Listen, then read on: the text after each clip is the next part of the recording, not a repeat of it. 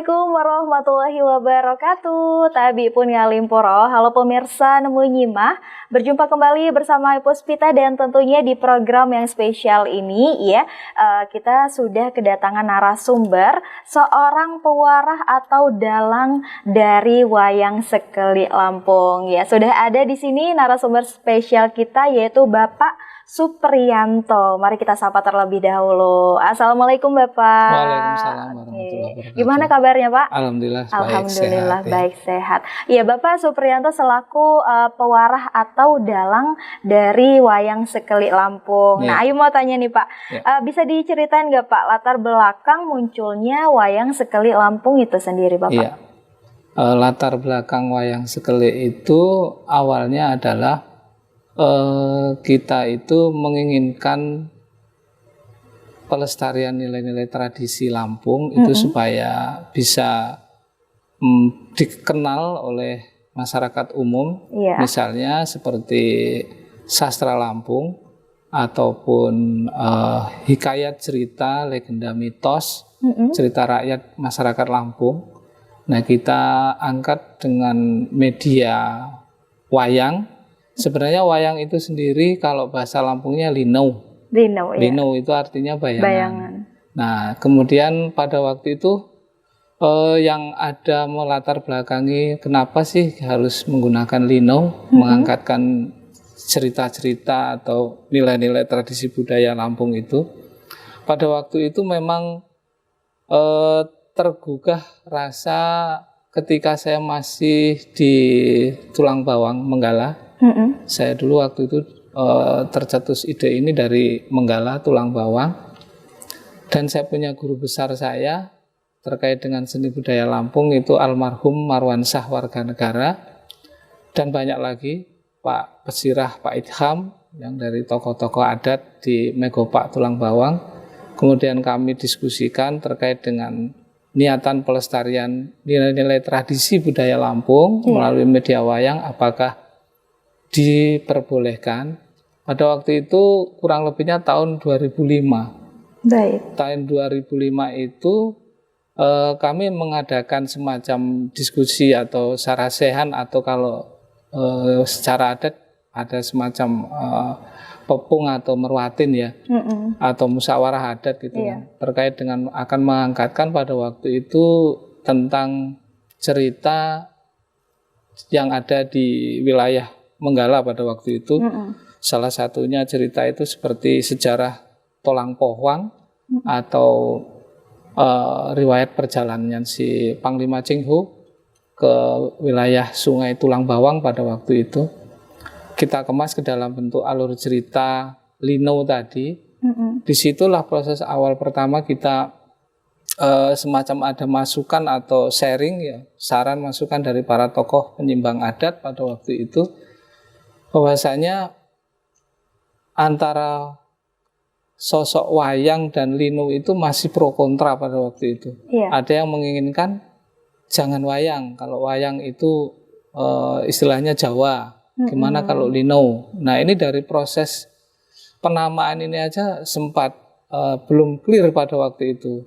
Tetapi dalam bentuk kemasan secara substansinya menggunakan media wayang itu beberapa kali pertemuan dalam diskusi itu masih apa sih bedanya dengan wayang-wayang yang lain kalau mau mengangkat cerita atau legenda atau cerita rakyat Lampung melalui wayang, bedanya di mana? Nah, artinya pada waktu itu prosesnya memang tidak instan. Memang dari segi nama juga sudah menjadi pembahasan yang cukup lama. Terus kemudian dari wayangnya sendiri juga bentuknya harus disesuaikan dengan karakter atau ornamen-ornamen Lampung. Jadi uniknya di wayang Lampung ini tidak seperti wayang-wayang pada umumnya atau wayang Jawa atau wayang Bali atau wayang Sasak atau wayang, sebenarnya wayang itu kan banyak ragamnya. Ada wayang Turki, ada wayang Mesir, macam-macam. Ada Patehi, wayang Cina. Nah, kenapa Lampung tidak pada waktu itu? Artinya dari situ kita akhirnya membuat ciri khas wayang itu yang harus berkarakter dengan ornamen Lampung. Iya. Itulah perbedaannya dari wayang-wayang lain. Seperti misalnya ini misalkan, dan ini kan boleh saya contohkan Bu ya? Boleh Pak. Nah ini misalnya wayang ini pakai tapis misalkan, dan ini dari semacam cucuk rebung. Iya. Nah ini pakai semacam apa namanya papan jajar. Ini bulu serte. Nah kayak gitu. Ini gelang kano, gelang burung. Nah ini kan ini pakai manuk ngerem. Iya. Nah ini dengan wayang-wayang lain berbeda. Berbeda dalam arti mukanya muka manusia. Kalau di wayang-wayang pada umumnya itu simbol. Wayang simbol lah, tidak berkarakter wayang wajah manusia. Iya. Banyak perbedaannya dengan wayang-wayang pada umumnya. Nah itu terkait dengan dilatar belakangi oleh proses yang sangat panjang dari penamaan sampai dengan apa saja yang bisa diangkat dalam bentuk wayang. Itu pun dibahas juga oleh para penyimbang tokoh adat, apa yang bisa dikemas dalam pertunjukan wayang itu. Begitulah ceritanya. Kurang lebihnya seperti itu. Ya, jadi sangat membuat pro kontra itu tadi ya, dan juga perjalanan yang panjang ya Pak ya. Sangat panjang. Dipikirkan sekali ya, beberapa resiko-resikonya juga ya Pak ya. Baik. Nah, untuk selanjutnya Pak, apa reaksi masyarakat terhadap wayang sekeli saat kali pertama diperlihatkan? Waktu awal dulu itu memang kita tidak berani langsung langsung serta-merta menampilkan bentuk wayang seperti ini. Baik. Atau wayang gunungan seperti ini, itu belum berani. Jadi tahapannya itu kita pelan-pelan. Jadi kita mengangkat cerita pada waktu itu, cerita tentang misalnya kita waktu itu ngangkat cerita tentang legenda Gunung Sugih yang ada di Lampung Tengah sini. Nah itu kita tidak langsung mewujudkan dalam bentuk wayangnya, tidak. Tapi kita menggunakan siluet, tapi kita kolaborasi dengan seni tari. Jadi misalkan penokohan wayangnya tetap pakai wayang, cuman belum berani memunculkan wayang, dia hanya siluet. Jadi dipakai lighting, dia di layar gitu, jadi penonton melihat dari belakang layar. Jadi tidak melihat, oh wayangnya seperti ini, warnanya ini, tidak. Jadi misalnya ini tokoh Menak Sengaji Mentanah misalnya ini. Nama tokoh ini Menak Sengaji Mentanah, kalau wayangnya ini nanti dari penari ada sendiri tokoh Menak Sengaji Mentanah. Jadi belum terang-terangan. Masih dikolaborasi, terus kemudian setelah itu baru kemudian prosesnya panjang, baru berani memunculkan, oh ini tokoh Menak Sengaji misalnya, oh ini tokoh misalkan bajak laut, oh ini tokoh Patik Guling Sekaro misalnya. Nah jadi sudah mulai berani, kita beranikan diri memunculkan, karena dari masyarakat itu sudah bisa menerima dan bahkan dari pemerintah juga mensupport. Artinya sepertinya tidak perlu lagi malu-malu atau takut-takut untuk menampilkan sosok wayangnya. Akhirnya kita lepas yang kolaborasi dengan tari, terus kemudian kita tampilkan utuh pertunjukan wayangnya, begitu. Luar biasa, sangat menarik sekali ya Pak ya. Oke Bapak, kita bakal lanjut lagi ya Pak ya. Baiklah pemirsa menyimak, kita bakal kembali lagi tentunya dengan cerita yang menginspirasi dan juga menarik dari Bapak Supri sendiri. Jangan kemana-mana, tetap di program Nemu Nyimak.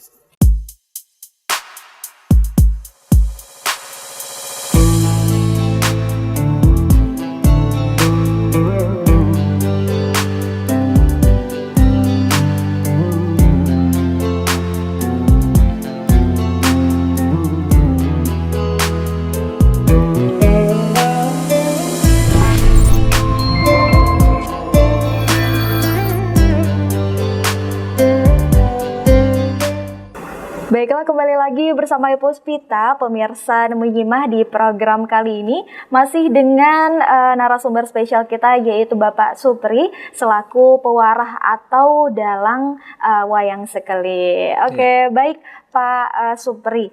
Nah, bisa dijelaskan nggak sih Pak, sinden? Nah, peran sinden dalam pertunjukan wayang sekeli ini, apa ada perbedaan antara sinden wayang Jawa dan juga wayang sekeli ini? Ada.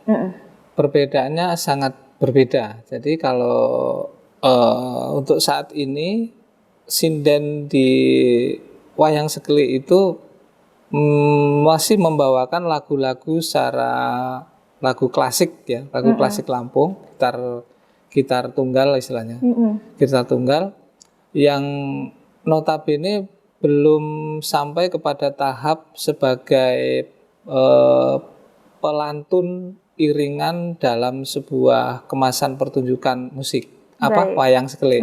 Jadi masih posisinya masih dalam proses tampil individu. Jadi dia menyanyi itu sebagai penyanyi individu, belum mengiringi berjalannya cerita wayang itu. Karena memang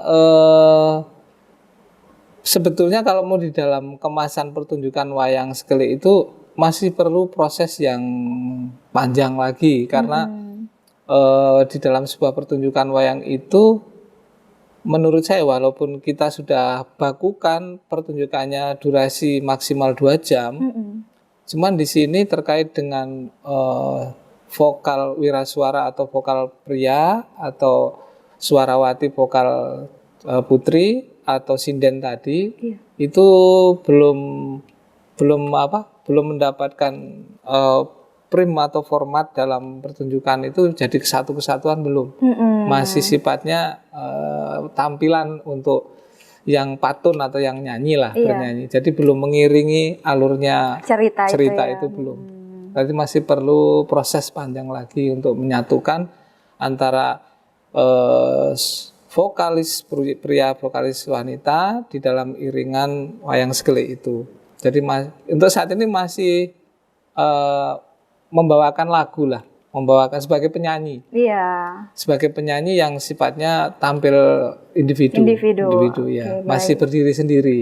Itu perbedaannya dengan sinden-sinden yang pada umumnya. Kalau sinden di wayang itu, wayang Jawa itu misalkan dalam adegan apa, terus iringannya apa, misalkan iringan misalnya nih ketawang apa misalkan kan. Nah, misalkan gending ketawang itu sindennya itu sudah mengikuti musik iringan itu untuk mengiringi berjalannya alur cerita. Tapi kalau di wayang sekeli belum. Jadi wayang sekeli baru verbal aja, musik itu sendiri, penyanyinya juga tampil sendiri. Tapi di dalam urutan bagian-bagian cerita yang sudah kita bagi, misalkan babak pertama adegan apa, terus kemudian nanti di adegan kedua apa, mungkin di adegan ketiga yang kita sebut adegan atau babak begurau. Begurau itu tempatnya bercanda-canda untuk menurunkan lah, untuk biar supaya ada hiburan. Nah itu terus kemudian setelah itu kembali lagi ke alur cerita, kemudian sampai dengan selesai. Gitu bedanya di situ. Bedanya dari sinden Jawa dan juga sinden wayang sekeli.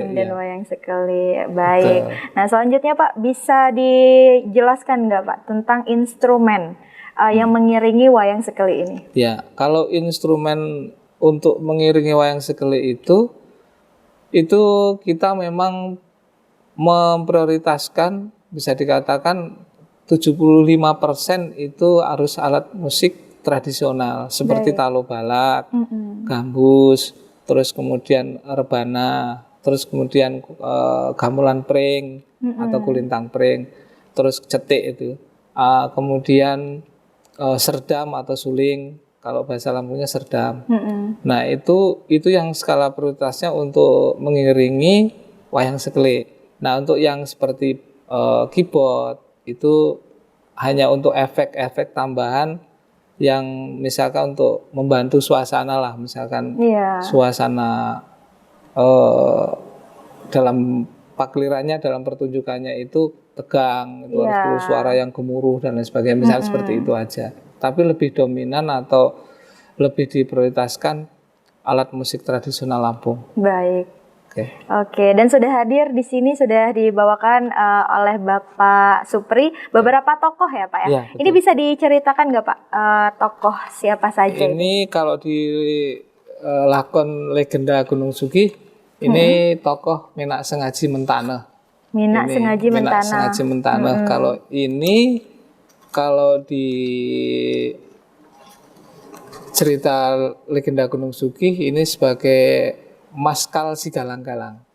Itu wataknya bagaimana, Pak? Maskal Sigalang-Galang ini seorang kesatria yang perjalanannya dari barat, dari Sumatera Barat, bisa dikatakan Sumatera Barat.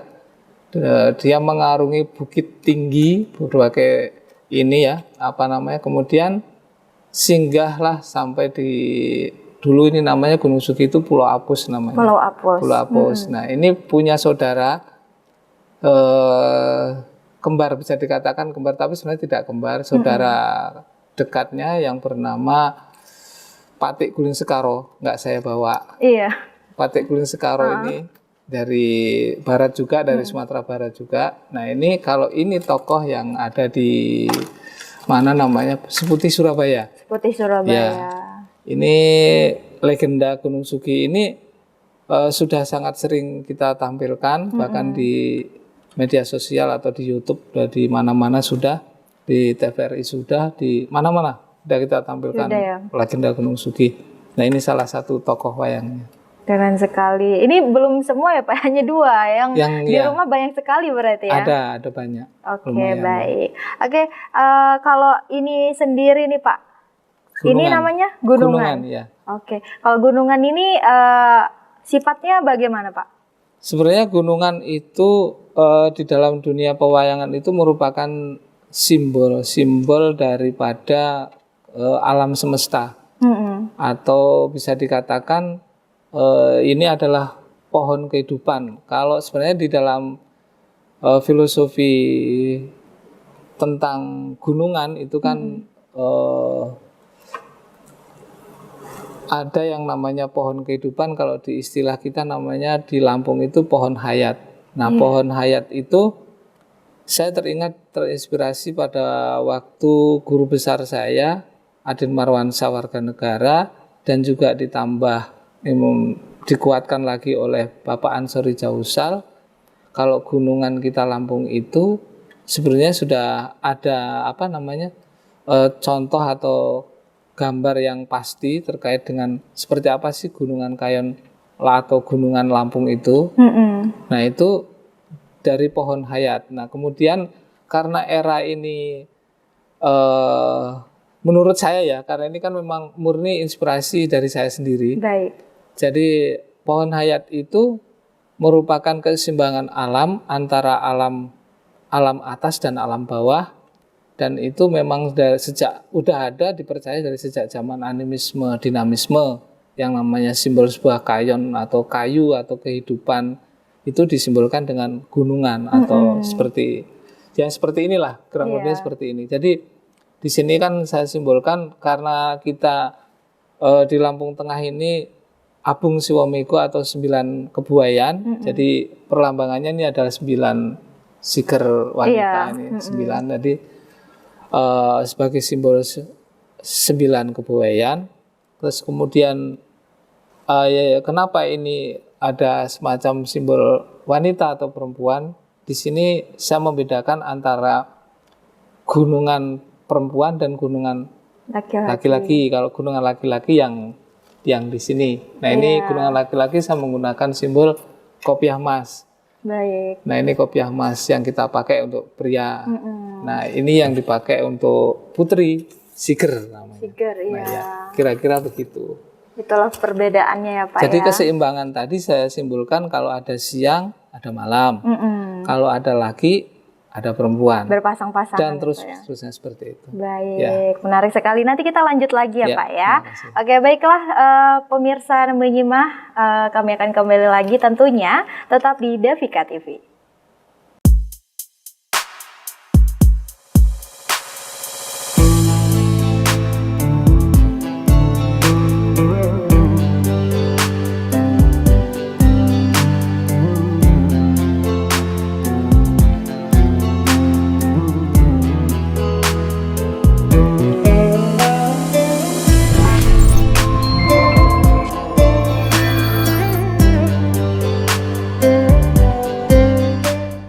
Masih bersama Ibu Puspita, pemirsa Nemu Nyimah, dan tentunya bersama Bapak Supri selaku pewarah atau dalang dari Wayang Sekeli. Tadi kita sudah berbincang-bincang tentunya ya dengan Bapak Supri itu sendiri, bagaimana sih tanggapan masyarakat, lalu juga beberapa karakter yang sudah dibawakannya. Nah, kali ini kita mau bertanya lagi, apa pesan yang ingin disampaikan melalui pertunjukan Wayang Sekeli itu sendiri. Oke, Bapak, gimana nih Pak? Mungkin pesan apa sih yang ingin Bapak sampaikan melalui pertunjukan Wayang Sekeli ini? Ya.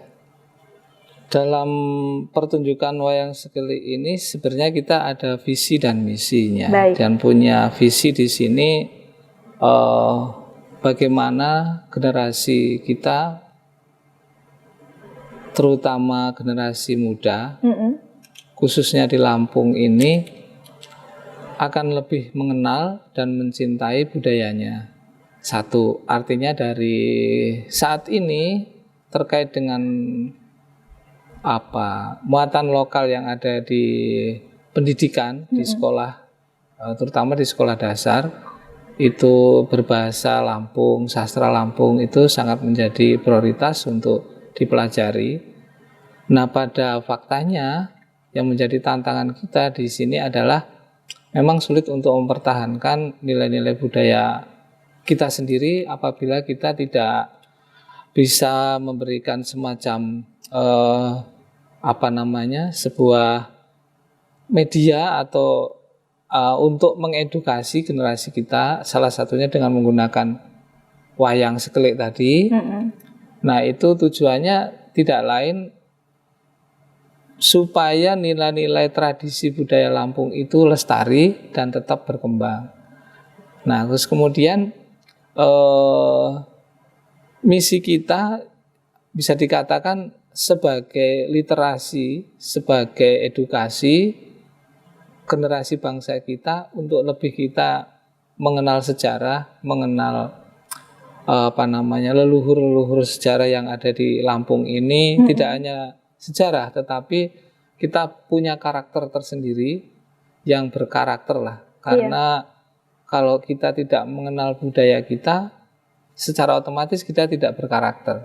Benar. Karena kita juga harus mengetahui sejarah apabila kita ingin menjadi negara yang besar, menjadi orang yang besar, menjadi bangsa yang hebat, kita tidak boleh melupakan sejarah. Benar. Nah, artinya dari sejarah-sejarah yang dimuat dalam cerita Wayang Sekeli ini memang masih khususon atau diprioritaskan tentang cerita hikayat, legenda, cerita rakyat khususnya yang ada di Lampung. Nah, ini visi dan misi daripada tujuan Wayang Sekeli ini kita buat, yang lebih tepatnya lagi sederhananya untuk pelestarian nilai-nilai tradisi budaya Lampung. Demikian, Pak Ayu. Baik, untuk mengedukasi masyarakat, memberikan mungkin yang itu tadi ya Pak ya, banyak sekali mungkin masyarakat yang ataupun anak-anak muda yang belum tahu berbahasa Lampungnya, belum lancar, dan juga memberikan legenda-legenda dan sejarah. Wah, itu sangat bermanfaat sih Pak ya. Oke, selanjutnya Pak, gimana sih cara Bapak tadi ya mengajarkan nilai-nilai budaya Lampung nih melalui Wayang Sekeli kepada anak-anak? Iya, jadi di dalam wayang itu kan kita menggunakan pertunjukannya itu sesuai dengan misalnya nih dalam cerita legenda Gunung Sugi atau cerita Sebambangan atau misalnya begitu. Tergantung ceritanya yang mau kita bawakan apa. Nah, ini seorang pewarah ini harus mampu mengaktualisasikan, mengimplementasikan melalui tokoh yang dibawakan. Misalnya di dalam cerita Sebambangan kan intinya adalah pernikahan yang percintaan yang terlarang atau yang tidak disetujui lah oleh dari pihak perempuan, biasanya begitu, karena sudah sama-sama cinta, sudah sama-sama suka. Nah, di sini dalam sebuah kemasan pertunjukan wayang dalam membawakan cerita itu bisa disampaikan melalui tokoh siapa yang akan dibawakan di situ. Misalnya tokoh yang tadi terkait yang siapa yang dikecewakan, siapa yang lagi merasa berkasmaran. Nah, dari sini menyampaikan pesannya melalui semacam ngediu, reringget, pacur, bebandung yang sesuai dengan alur cerita di situ. Nah, misalnya kalau di dalam sastra Lampung itu kan ada ngediu, ada bebandung, ada adi-adi, ada pepacur. Nah, di sini kan